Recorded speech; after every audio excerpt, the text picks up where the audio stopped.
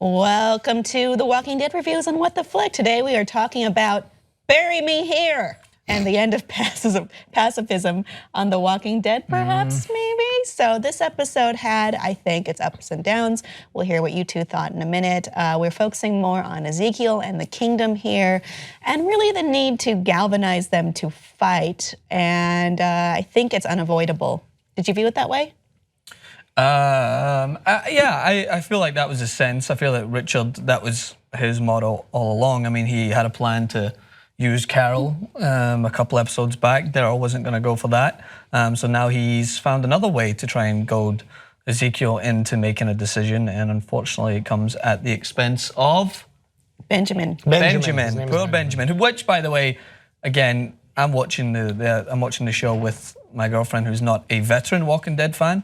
But as we know, as veterans, you just know when someone's going to die in that episode. It was like he was created to be a sacrificial pawn because he had so little development before. So it was just like, well, he seems like a nice fellow. Way too nice. Hopeful, and maybe he could be a future good guy. No. And let's meet his younger brother, shall we?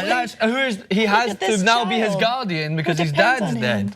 So that just makes it even more like horrendously depressing. But this was going to happen. We know that if Richard knew the Saviors, then he wouldn't have done that as much as he knows, because he knows the Saviors don't take a life directly for the person that is responsible or in the firing line. They want to punish you by taking a life that you care about. That's why what happened with Daryl. I'm sorry, I don't mean to interrupt. No, when Daryl obviously was out of line in the previous episodes, they didn't take it out on Daryl, they killed Glenn. So that's what they do. I really like the dynamic of the savior group that meets with the kingdom. They have that reckless asshole that tries to get away with everything to push the buttons. And they have the like so tired of your shit boss guy who just like wants to do this by the numbers and is so irritated when anything goes out of line. Yeah. And he was angry that they shot Benjamin. Yeah. And not Richard. So I love the dynamic of that group and how like right on the knife's edge of working that whole relationship is. Yeah. And it doesn't this time. One show where someone can get killed over one cantaloupe. I know. Or like 4 people's lives could drastically change over one cantaloupe. Yeah, and I think that's, to go back to the point I was kind of making, is that Richard, he thinks he knows what he's doing, right? And in the end, it's going to come to fruition that they're going to have to go in and battle the Saviors, and that's what was going to happen. But in his mind, he has it played out, that it's like as soon as someone dies, then it's immediately going to be all-out war. But I think he's underestimating. He's sort of right. Yeah, his he is sort of right. Is sound. Was it 100% necessary to kill him if their goal was to just basically follow his plan anyway? For Morgan to kill him? Morgan to kill him. Yeah, I don't know. I feel like Morgan, in a way, he had to do it for himself to bring himself to be able to go into this next transition and be able to take a life. So I think that I don't know if the plan was that when Richard said that you're going to have to take a life, that he meant it was going to be his. I did think that. I mean, if Richard was to come back and to talk to Morgan, I'm sure he would have went, all right, I was planning on dying anyway. This is going to be for the greater good. I think he was ready to die. But for Morgan's own personal experience, I feel like he wanted to enact revenge as well, though. Like, I feel like it wasn't just to kind of get himself past that point. And also, that was the first thing about the show that surprised me since killing Abraham at the beginning of the season. Like, that was the first real, oh my God, what? Like, I didn't expect that at all kind of moment. And maybe I just wasn't paying close enough attention, but that was really shocking to me. At the end of the last season, Morgan kind of said, I won't kill, but then it was kind of proven he will kill for people he loves, right? Or maybe a principle or a cause. It's just you have to push him to that point. Yeah. I think something that we didn't realize for a long time, or at least me, was how understated his grief was. How we had that montage of all these quick cuts about him nearly going insane near the beginning of his journey, not the very beginning with Dwayne early on. And when he's out by himself and he's marking every area clear. And then we see, maybe it's just been simmering in the background.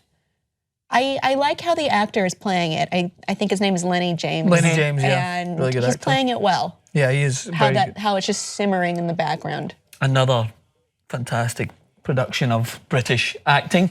He's very good. But I do think that, correct me if I'm wrong, did Carol not say to him, you can be here but not here?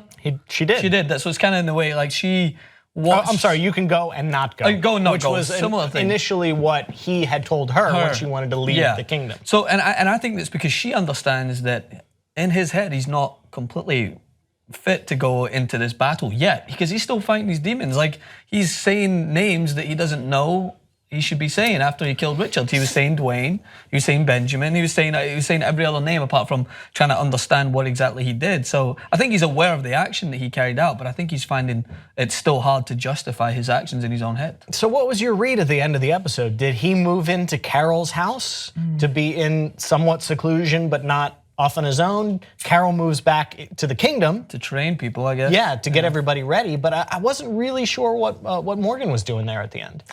She convinces him to not leave. Yeah. But where's he at? Well, What's his headspace because he said, she asked him and he said he's going to go and kill them one by one, or he's going to go out and take out the action. So I think that she wants to buy the kingdom some time to prepare, because if he goes out and starts killing them, then they know him as being part of the kingdom. They'll probably come back and retaliate. So I think that she's trying to buy some time to get them prepared, because she know what's inevitable is Morgan's going to go out. I mean, I wouldn't want to be any of the saviors now, because we know Morgan with an agenda is petrifying in this world. So I feel like he's going to find his way to going out. He's not going to work as part of a team. I don't think he's going to join up with Alexandria or the Hilltop and form an army. I think he's going to go out and cause some mayhem on his own, the way that Rosita and Sasha are going to go out and have their own agenda. I feel like what The Walking Dead are portraying is all these different paths to get to Negan and to be over cliche to themselves in a way, like to figure out what they're supposed to be doing. It's definitely setting up endgame with this gambit in this episode with Richard and Benjamin and what have you. So we're moving forward into 3 episodes left. 3 episodes left. Next episode will focus on Sasha and Rosita kind of having tensions with each other, but also out to kill Negan. It's been a long time since someone important has died. Yeah. I'm just putting that out there. Sorry, Benjamin. I know, Benjamin. You had the nice tendencies to be a good character, but you probably would have died anyway because he's too nice. Unless he did complete Carol Well, treatment. it's just the meta of the show. I mean, in the show, every single person is important because, I mean, someone's going to feel, whenever someone dies, someone takes that as like galvanization or some life-changing effect to make them want to go commit to violence or revenge, at least. Do you think, last point on Carol, how did you read her wanting to know what happened? Do you feel like she needed that? I think what she's doing is having an internal struggle about having, it's kind of reminds me of when Rick wanted to be a farmer. Yeah. But he's, in his heart or in his soul, he's a warrior. And, you know, she's realizing now that if she's gonna die, she's probably going to have to do it on her feet in battle, as opposed to, you know, turned around tending vegetables whenever. Daryl recognized why Carol left. She felt as though she was too close to people and she couldn't cope with the loss of anyone else now that she had formed these bonds. So she left to put them out of sight, out of mind. So, you know, nothing bad happens when I can't see the bad things that happen. Yeah. And her desire to know the truth was only half-hearted until Morgan actually told her, hey, you left and people died and that really happened and you need to know about it now. Yeah. You know, don't ask questions that you're not ready for the answers for. Yeah. So I think like she's realizing what she must do and what her purpose is at this point. I mean, the point of living is that you need to experience that whole, the pain that comes along with it. If you just shut yourself out from everyone and don't experience the pain of loss or the joy, then you're not exactly living. So she obviously has went through a situation where she feels directly responsible, but in a way now, she wasn't directly responsible with what happened with Negan, but she still feels that pain. So she now needs to understand that it's not all because of what she's doing. Things are gonna happen regardless. You just need to find a way to cope with it and to fight back. And I'm sure now she can't stop imagining what would have happened had she stayed. Yeah, she could have maybe- Who would still be alive? She could have used her talents. She probably could have stopped Daryl from acting out. Very much so. It could have happened. Sometimes these episodes can be slow and kind of end in a place where you're not really sure if that was the best. But going back to your point, I think one of the characters, perhaps Richard, had said, if you're standing still or not doing anything, you may as well kill yourself. Yeah, he said it to Morgan. And that was like, that stuck with me. And I was like, yeah, you're right. They should go on a killing spree now. He said to Morgan, if you're not doing anything, you'd be as well just killing yourself. So, and technically that's what he did in order to make something happen. Like he sacrificed himself. Like he talked about how in situations before he stood by and he watched as his wife and other people died around him. And technically Morgan has been trying to find a way where he could still be useful, but not kill people, and it's proven that you can't really do that in this world anymore. It's a different world. So if I was the Saviors, I would not be excited as to what's going to come. You've got a Carol organizing an army, you've got Morgan with an agenda, and you've got a bunch of other groups forming some armies. They're still around. They weren't highlighted in this episode. I think maybe this is my reading from just my subjectivity. I think that this episode's goal or the moral of the story is you have to kind of determine your own fate. You can't just let it fall to whatever. And that's just what I was thinking when Morgan was sharpening the stick at the end. That he knows what he's got to do, and he can't just hope that it turns out okay or use the route that he might want to take that is preferable. He's got to take the one that is direct and will work. I can see that. Which is a weird lesson because that's what Richard thought, and it didn't work out for Richard. It kind of did because he's getting what he wanted. Yeah, I guess he died, and the kingdom spurned into action. Yeah, but he was willing to die. That's basically his plan. Yeah, he was ready to die for it to happen. But as I mentioned, which was Daryl's idea, if you recall. Yes, very much so. But as we mentioned, we know the Saviors don't work that way, which I think is what sets the Saviors apart from any of the other antagonists we've ever seen. Is they don't want to hurt you by just killing you. They want to hurt you by taking someone or something that's valuable to you and making you feel that pain, as what happened with who got shot because of Rosita again?